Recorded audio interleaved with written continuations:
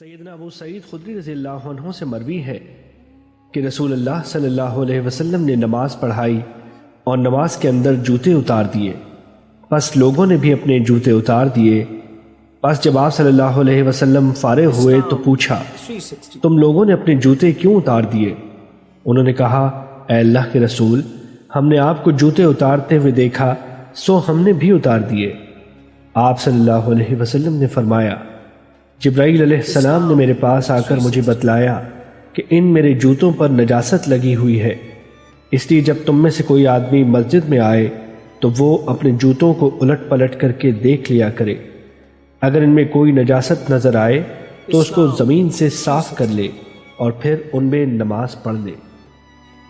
حدیث نمبر 410 مسند احمد۔ سیدنا ابو ہریرہ رضی اللہ عنہ سے مروی ہے کہ ایک بدو مسجد میں داخل ہوا اور 2 رکعت نماز ادا کر کے یہ دعا کی، اے اللہ مجھ پر اور محمد صلی اللہ علیہ وسلم پر رحم فرما اور ہمارے ساتھ کسی اور پر رحم نہ فرما۔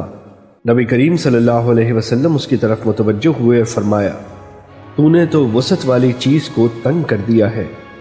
پھر جلد ہی اس بدو نے مسجد میں پیشاب کرنا شروع کر دیا، پس لوگ اس کی طرف لپ کے، لیکن رسول اللہ صلی اللہ علیہ وسلم نے ان سے ارشاد فرمایا، صرف اور صرف تم لوگوں کو آسانیاں پیدا کرنے والا بنا کر بھیجا گیا ہے اور تنگیاں پیدا کرنے والے بنا کر نہیں بھیجا گیا۔